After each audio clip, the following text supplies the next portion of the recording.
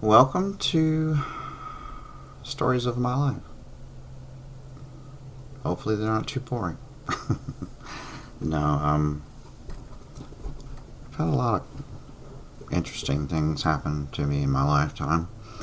But my first story is starting actually before my memory. This story was told to me by my mother, actually. I believe I was somewhere around 18 months old. And, when I look back, I see how the Lord's hand has always been on me. And in some ways, this is one of those stories. But I had a dog named Max. And anyone that knows me knows that I have a dog named Max now, who I specifically named after this dog.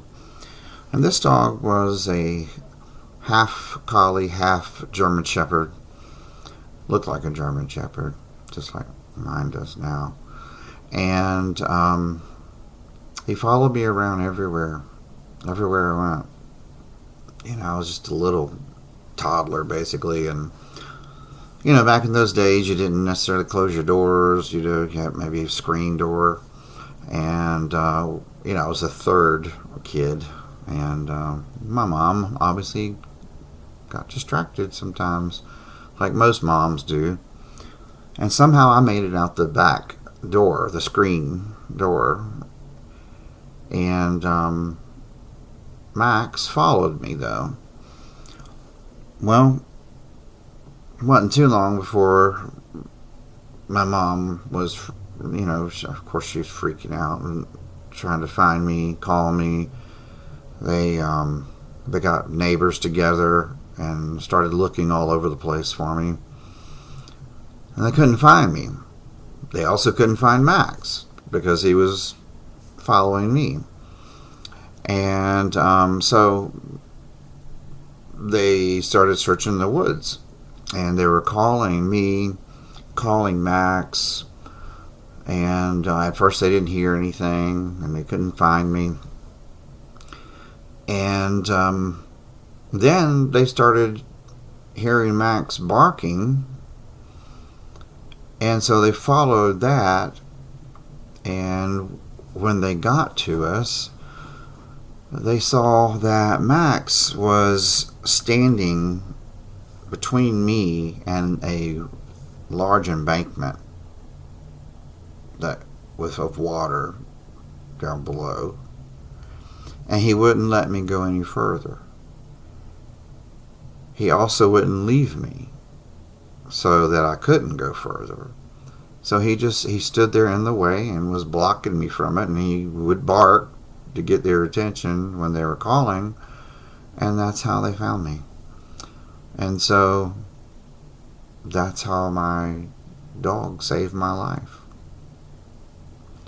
And but to me, it's still a God thing, And I do remember Max, though, but I don't remember him at that age. I remember him up when I was about 2 or 3. And Max, he loved to chase cars. So much so that he got a broken leg trying to chase a car. And the whole time when he had that broken leg, he would lay right there by the road and snap at the tires as they went by him. But he couldn't chase them, which aggravated him. And eventually, my dog got taken away. And that was really sad. I never forgot about him, though. He was a pretty cool dog. And, dogs are really interesting creatures, but for me, shepherds have always been a favorite because of their instinct to protect. And that dog had the instinct that God gave him to protect, and he protected me. And I'm thankful for that. My my childhood, young childhood especially, was mixed with good and bad. I had a friend about the time I was 5, and my mom was going through stuff at the time.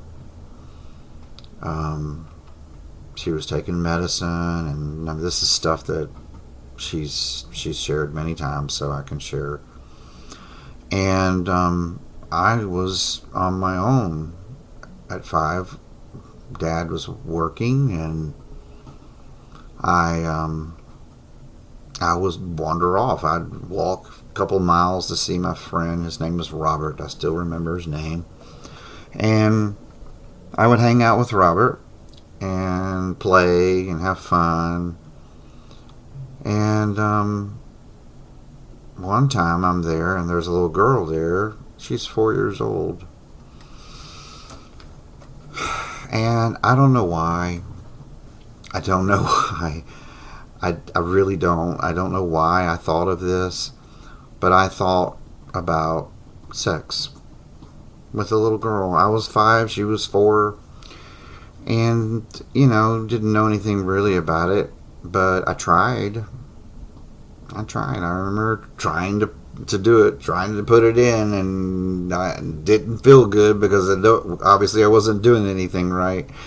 Didn't know what I was doing, and we just hugged and stood there, and I'm like, this hurts, and that was it.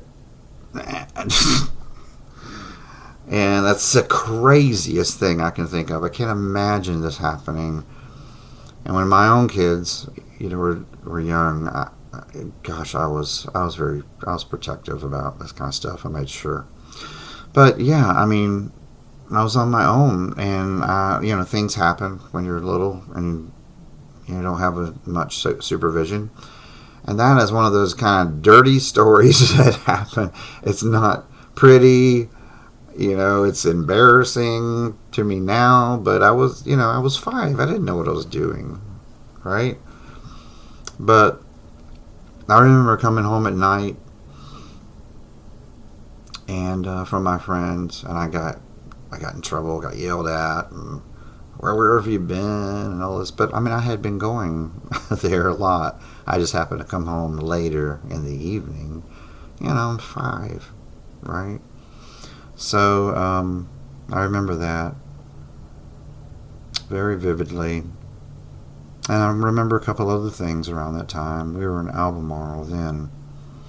And I used to listen to this record all the time called Peter and the Wolf. Dun, dun, dun, dun, dun, dun. That's music. I remember the music. It's still in my head. And Peter and the Wolf was so scary to me that I would go to I would be playing the record in the basement, and then I would go upstairs and sit at the top of the stairs with the door open because my mom would be cooking in the kitchen. And I was just too scared to be down there by myself, so I wanted to be close to my mom, but still hear the stories. And so that's something I guess is kind of funny to me, that this little kid absolutely loved that story. And I don't know, a lot of people may not even remember it, Peter and the Wolf, but it was kind of a scary story. It was all done with music, and the music was very dramatic, but it scared me. And so being next to my mom, that helped me out. So, but the other thing that I remember about those times is that's a delicate thing. I know there's many people out there who've had something similar happen to them, but I was outside playing, and I remember one of the neighbor's boys, I don't know how old he was, but he was at least a teenager, But he got me. And he molested me. He pulled down his pants, put just things on my mouth, and I thought he was peeing. I know, it's gross. It's gross. It's awful. It's an awful thing that happened to me. Disgusting. And it's something that I had to live with. And I didn't even tell my mom till I was 9 years old, after I got saved. And my mom, she was so good about that kind of stuff, which there's more I'll tell you later. But that, when I did tell her, I'm jumping ahead a little bit, when I did tell her, she was very calm about it, told me how sorry she was. There was nothing could be done about it. I didn't know who it was exactly. She wouldn't remember or know who to go to or go after. All she could do was just comfort me. And she did. She didn't freak out and make it worse. But she was there for me. And relating that to another story, I had someone not too long ago who had an episode of this, being attacked, being molested and what have you, who's still hurting after years and years. And they asked me, why are you not still bothered by what happened to you? And I told them, I said, because I forgave this person a long time ago.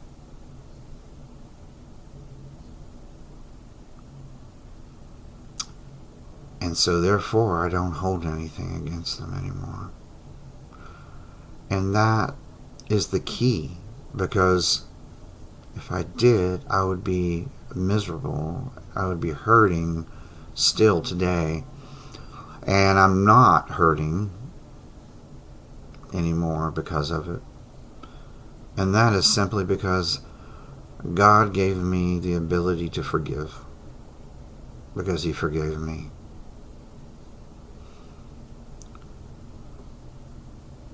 So I hope that if there's anyone out there that's gone through something like that, I hope you will consider what I'm saying.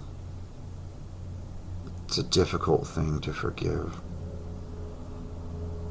And honestly, it's only the miracle of the Lord that enables someone to forgive like that. So that's my stories for today. Thank you for listening. Like and subscribe so you can keep hearing my stories. Take care.